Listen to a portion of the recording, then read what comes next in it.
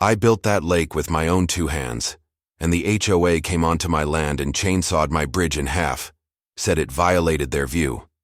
They thought I'd stay quiet, so I opened the dam and drained their entire $5 million resort. But that was just the beginning.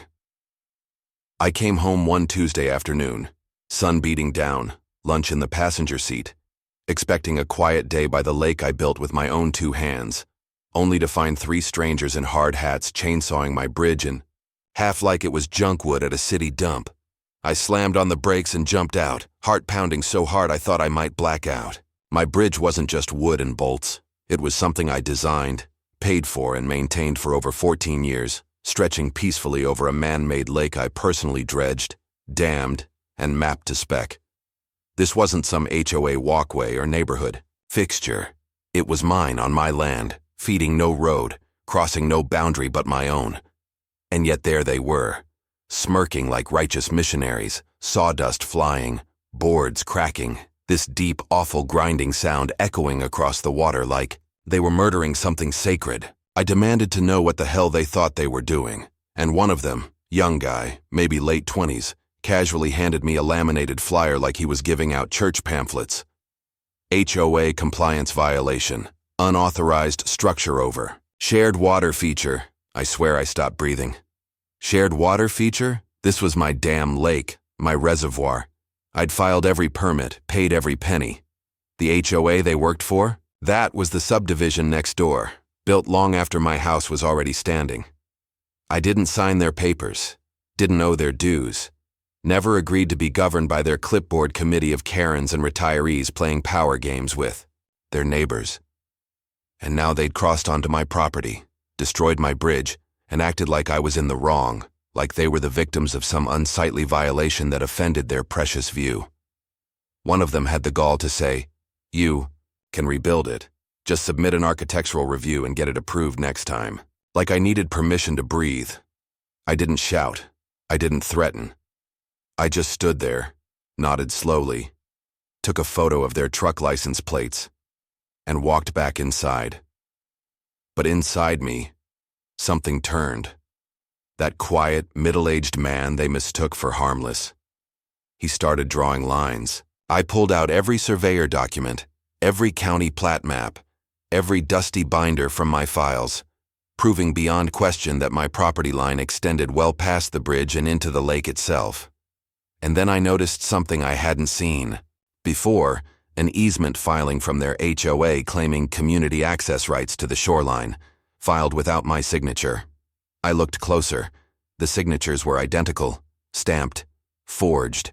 That's when I realized this wasn't an accident. This was a calculated land grab. Darlene Whitmore, the HOA president, this smug, power-hungry woman who once told me at a block event that we all have to play by the rules. She had signed off on this fake easement and used it as justification to destroy my property. They thought I'd roll over, that I'd nod and submit forms and beg for approval. They thought wrong.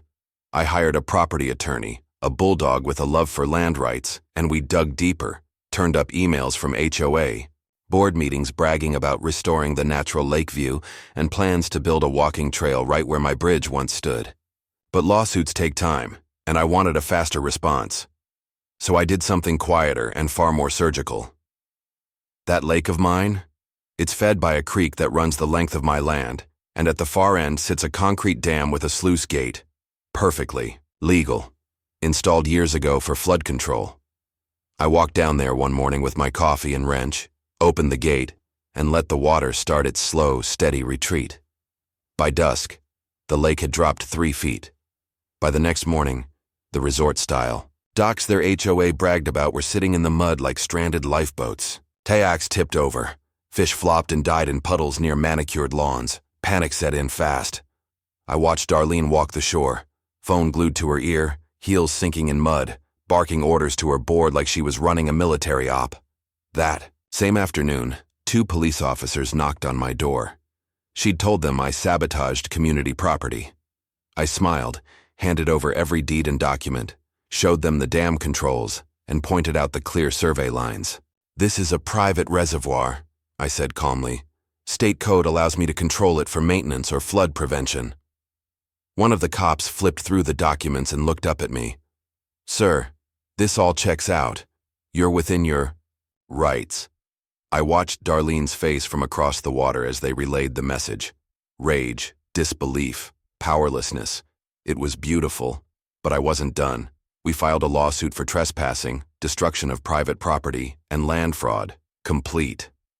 With drone footage, timestamps, copies of her forged documents, and emails discussing easement manipulation. Her HOA insurance company went into panic mode. The board turned on her. She was forced to step down and was later investigated for real estate fraud. The court ordered them to pay for the full reconstruction of my bridge, custom designed, just the way I wanted it, and issue a formal public apology mailed to every resident. But that wasn't even the best part. As part of the settlement, I was given the legal right to fully fence off my shoreline and prohibit all non-owner access, which means their $5 million lakefront resort community now has a beautiful view of a fence. No access, no dock privileges, no shoreline trail. Just a wide, locked gate with a big bronze sign, private property, no trespassing by order of county court. And the best part? Just last week, I received a letter in the mail. A new development proposal is trying to buy out the HOA and convert the resort into rental units. Apparently, lakefront homes without a lake aren't as valuable as they used to be. But here's the real kicker, and the reason you're going to want to hear what happened next. Last night, I caught a new crew on my property, with surveying, equipment, and a demolition permit stamped by the HOA. I think they're coming for my dam next. Let me back up a second, because this wasn't just a bridge, and this sure as hell wasn't just about rules. I'm a retired civil engineer. I don't yell, I don't bluff. I build things, solid things that last. 15 years ago, I took a chunk of raw, forgotten land and turned it into something beautiful. I dredged out the muck, reinforced the banks, installed a spillway and concrete dam at the far end, then let the creek fill it over a few months until I had my own private lake, a calm, mirror-like reservoir that became my little piece of peace. It was hard work, legal work, fully documented and paid for. Over the years, as developers moved in next door and threw up their cookie-cutter townhomes, they started marketing the place as a lakefront resort community, plastering their brochures and website with drone shots of my lake, using phrases like permanent water access, exclusive shoreline living, and recreational paradise. Funny thing was, they never asked permission, never offered payment, and never even knocked on my door. I let it go, figured they were just talking big to sell homes, and if a few people got to enjoy the view, so be it. It didn't cost me a thing. Until one Tuesday afternoon, they sent contractors onto my property to chainsaw my bridge in half, acting like I was the trespasser. That's when the gloves came off. I went digging, deep into county records, surveying maps, water rights filings, the kind of stuff most people don't even know exists. And what I found was rotten to the core. The HOA president, a woman named Darlene Whitmore, had filed a community easement over part of my shoreline, except the documents were falsified. The signature supposedly authorizing the easement? Not mine. The county clerk had stamped it, but the witness lines were blank, and the dates didn't match the surrounding property annexations. She'd forged the documents and slid them through in a stack of filings nobody bothered to read closely. It was an illegal land grab dressed up in HOA language, typical Karen power play, the kind of thing that only works if the other person backs down. But she had no idea who she was messing with. I might be quiet, but I'm exact. I don't forget, and I sure as hell don't forgive. I compiled a file so thick with receipts, blueprints, drone footage, and legal contradictions that any halfway decent judge could see what had happened. But I didn't go to court first. I went public. I sent copies to the real estate agents, advertising the lake access.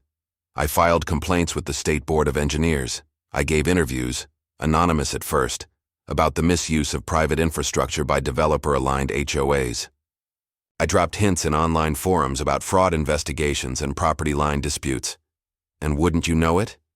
Within a week, several of the townhome listings quietly removed any mention of lake access. But that wasn't enough. I wanted accountability. I wanted justice. And I wanted every single homeowner who had voted Darlene into power to feel the consequences. So I took it up a notch.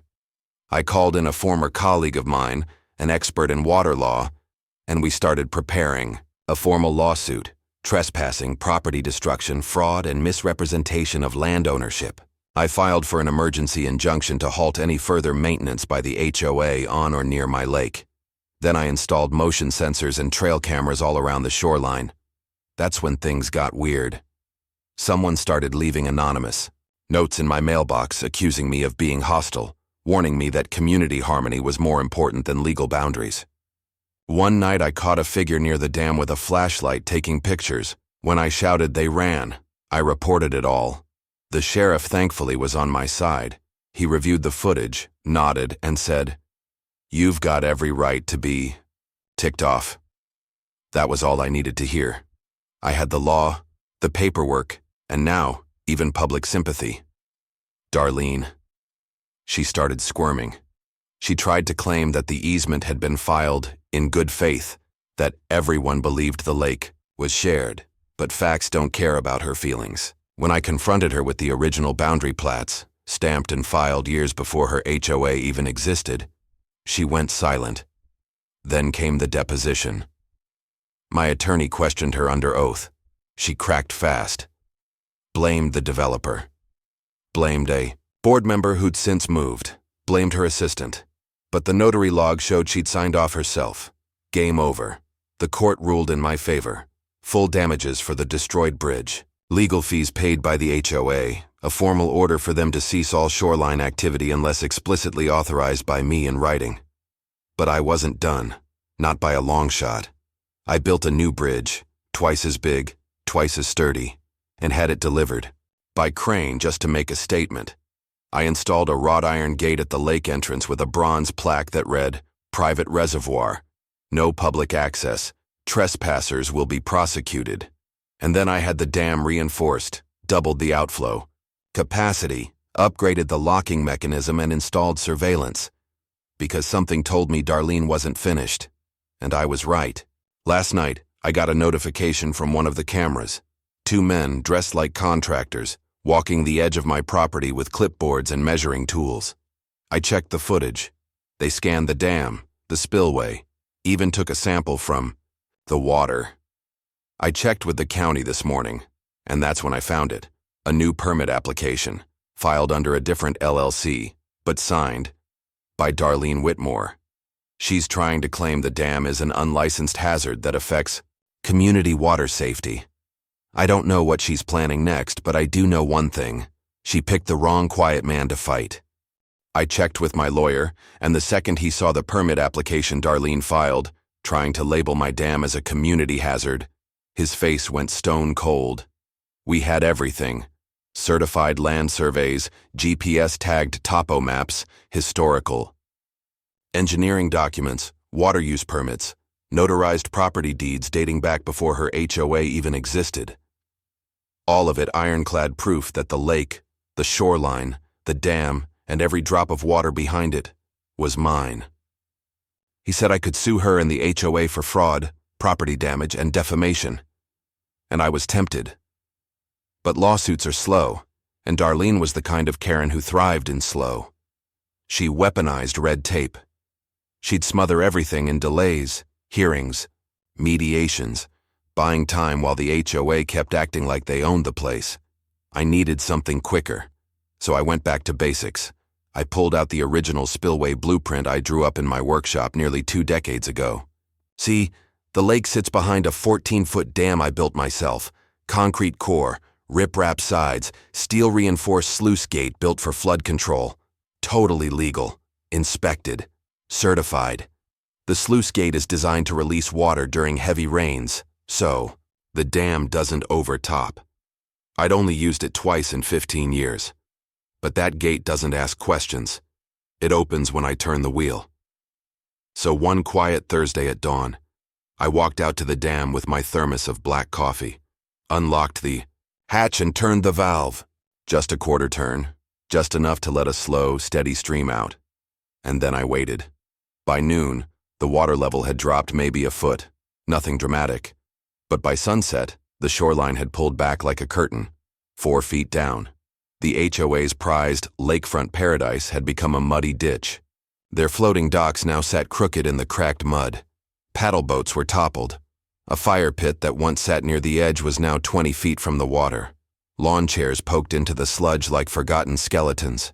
Kids wandered down to fish and found nothing but weeds and sinking shoes. By Friday, homeowners were in full panic. I heard someone yelling into their phone about property value loss. Another guy was threatening to sue the county. The HOA emergency meeting was called for 9 a.m., not that it helped. And then, right on cue, Darlene came marching down my gravel driveway with 2 deputies in tow, looking like she'd swallowed a lemon whole. I was on the porch, sanding a cedar beam for my new dock, and didn't even look up until she started shouting. "You sabotaged a public amenity.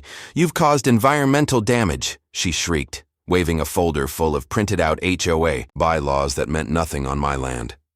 The younger deputy looked unsure. The older one just raised an eyebrow. I stood up, walked to my truck, and came back with a heavy black binder, the same one I'd handed the court just weeks before. I opened it to the section labeled Water Rights and Dam Operation Protocol. Inside were permits issued by the state engineer's office, dated photos of the dam under construction, maintenance logs, and code references.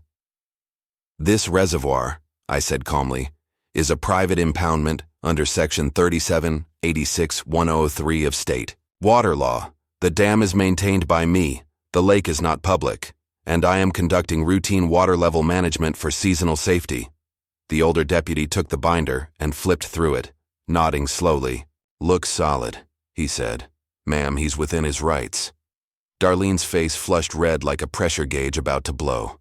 She sputtered, demanding they arrest me for environmental sabotage. The officer shook his head. "That lake's not yours. You've got no jurisdiction here." She looked like she might scream, but there was nothing she could do.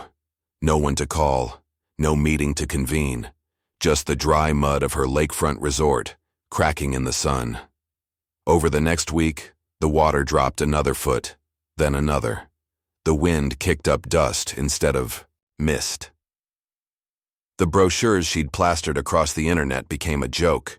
Homeowners started asking questions she couldn't answer. Questions about the lies, the permits, the legal filings she claimed existed. Realtors backed out of listings. A couple of buyers walked from contracts. One guy even called a TV station. But still, I wasn't done. Because while the lake dried, I filed something else. A formal complaint with the state engineer's office accusing Darlene of impersonating a property rights holder in legal documents, which is a felony in this state. I backed it up with the forged easement filings, the deposition transcripts, and even the footage of her goons cutting down my bridge. But the best part? I had recently installed a flow meter at the dam outlet, something most people wouldn't even notice. It logs every cubic foot of water released, time-stamped, GPS verified, and archived to a cloud database. When the state investigator came calling, I handed him a full digital record proving every drop of water released was within legal maintenance guidelines. That left her holding a bag of nothing. But here's where it gets good. This morning, I got a letter from a private law firm representing a group of angry HOA members. They're suing her, not me, her.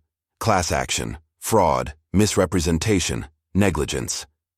Apparently, the drop in water level tanked property values overnight, and a few buyers are demanding their earnest money back, citing misleading lake access. I guess she should have checked who actually owned the lake before printing all those fancy brochures. But there's still one thing bothering me. See, ever since I opened the gate, someone's been coming out to the dam at night. I've got trail cam footage, shadowy figures walking along the edge, sometimes crouching by the valve box. They don't touch anything, they just watch. And last night, there were 2 of them. One had a bolt cutter, the other had a clipboard. I didn't sleep much. Because here's the thing, if they're thinking about sabotaging the dam or tampering with the system, they don't realize what kind of backup I've got built into the structure, or what kind of consequences that would trigger. All I know is this: they took a bridge, they lost a lake, and now they might be walking straight into something they'll never come back from. Darlene didn't give up. not even after the court hearing started turning against her.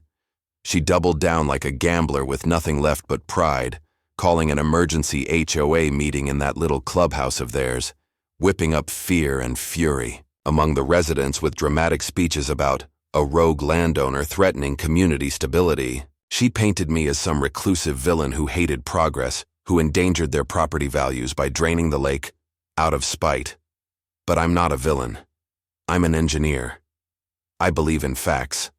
So while she played politics and spread panic, I built a case. I documented everything, every drop of water released from the dam logged and time-stamped, drone footage showing the natural recession of the lake, time-lapse sequences that revealed exactly how and when the docks became stranded, before and after maps that showed how their precious lakefront property was never even on the lake to begin with. I pulled the forged easement again and had it compared to the official property records at the county recorder's office. I even had a handwriting analyst testify that the signature on the document wasn't mine, wasn't even close. And then, I found the most damning piece of evidence of all, an old HOA newsletter mailed to every resident and posted online with a front-page spread bragging about exclusive community access to privately maintained lakefront views. Privately maintained, her words, in print. She knew it wasn't theirs. She said it anyway. That's when I filed my lawsuit. Trespassing, property damage, forgery, fraud. And because they used drone shots of my land and lake in all their real estate brochures and ads, I added unauthorized commercial use of private property. That got their attention. My attorney dropped the lawsuit like a hammer in the courtroom lobby and made sure the press saw it. I wasn't bluffing. I was ready to go all the way. The judge took one look at our documentation, stacks of photos, emails, surveillance logs, and notarized land deeds, and said, quote, "This is going to be expensive." Within 2 weeks, the HOA board cracked. Their insurance was already under strain from earlier legal bills, and now their own residents were furious, half of them siding with me once they realized the HOA had lied about lake ownership the whole time. They called a vote to remove Darlene as president. It passed. She was done. Officially banned from serving on any HOA board in the entire state. But it didn't stop there. Part of the settlement required the HOA to rebuild my bridge, exactly to my specifications: red cedar planks, steel truss supports, custom railings. The crew they sent out had to work under my supervision. I even made them replant the wildflowers they'd trampled with their equipment the first time. Then came the public apology, a letter from the HOA, mailed to every resident and posted in the local paper, admitting fault and clearing my name. But Darlene? Oh, Darlene wasn't finished being a problem, because a week after the settlement, I found something strange on my property. A small metal stake driven into the dirt about 10 feet past the boundary line. At first I thought it was just survey equipment, but when I dug it up, I found a tag with a corporate logo, Water Edge Development Corp. I did a little research and my jaw tightened.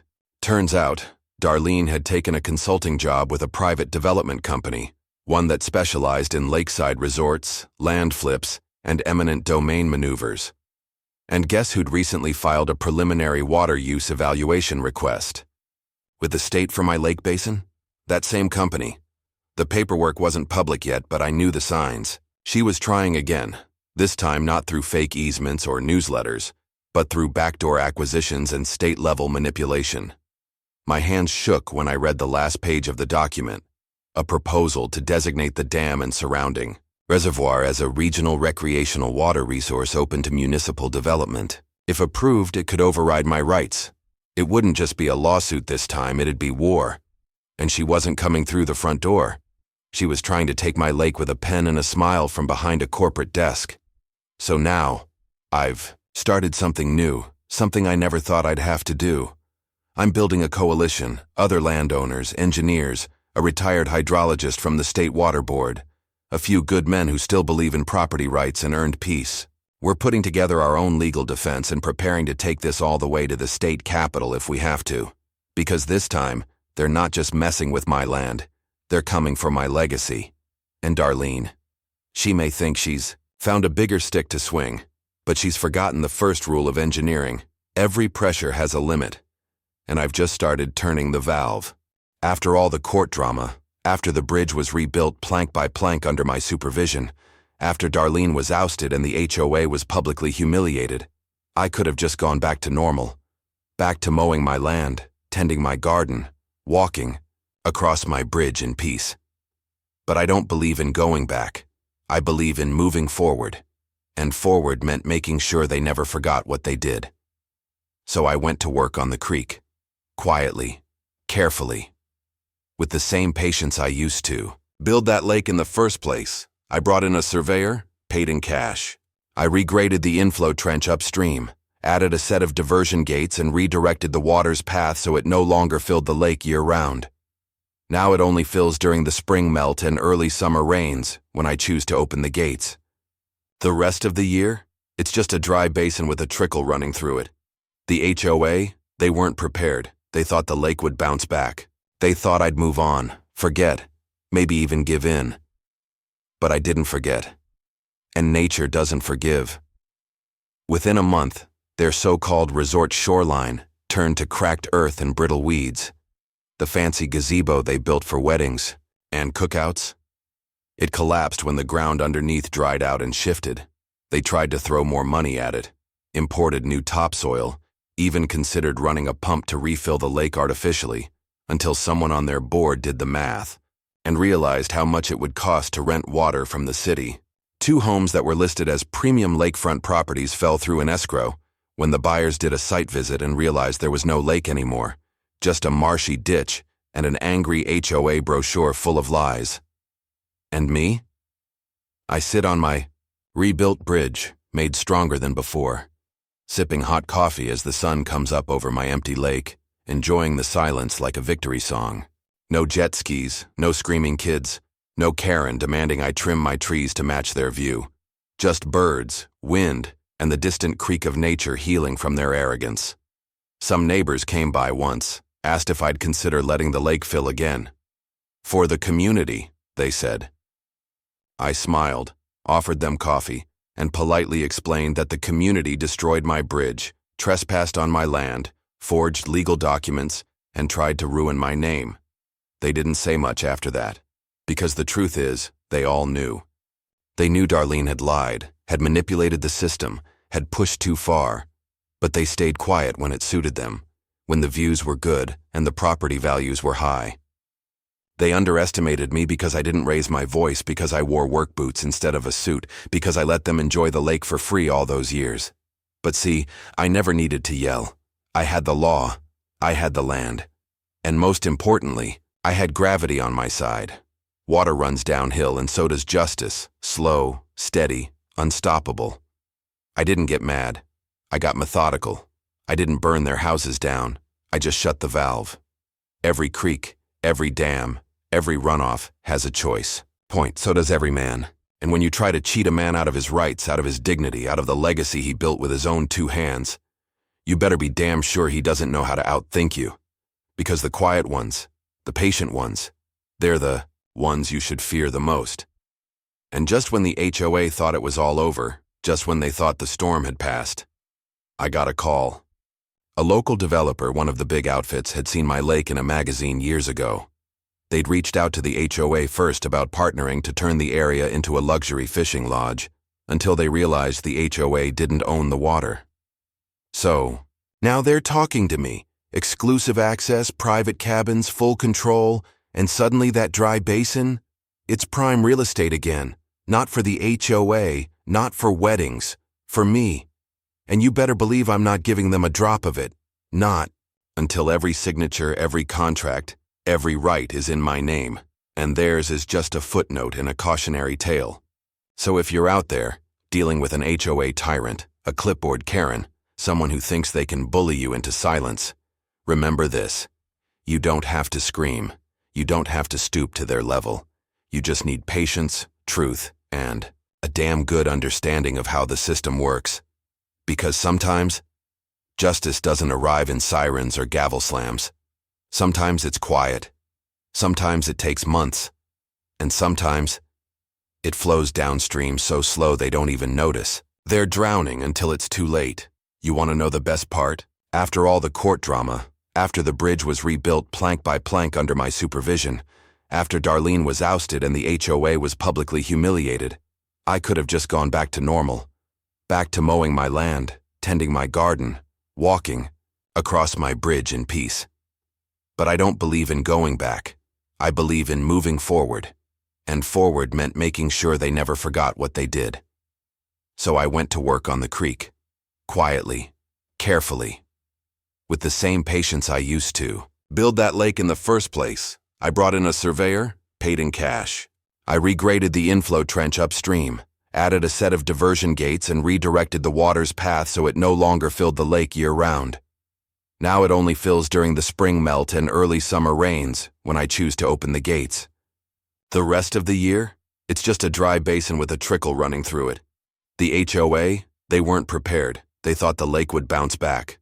They thought I'd move on, forget, maybe even give in. But I didn't forget. And nature doesn't forgive.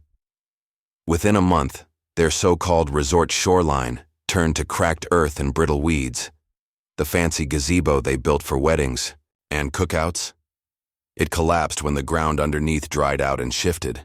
They tried to throw more money at it, imported new topsoil, even considered running a pump to refill the lake artificially, until someone on their board did the math and realized how much it would cost to rent water from the city. 2 homes that were listed as premium lakefront properties fell through in escrow when the buyers did a site visit and realized there was no lake anymore, just a marshy ditch and an angry HOA brochure full of lies. And me? I sit on my rebuilt bridge, made stronger than before, sipping hot coffee as the sun comes up over my empty lake, enjoying the silence like a victory song.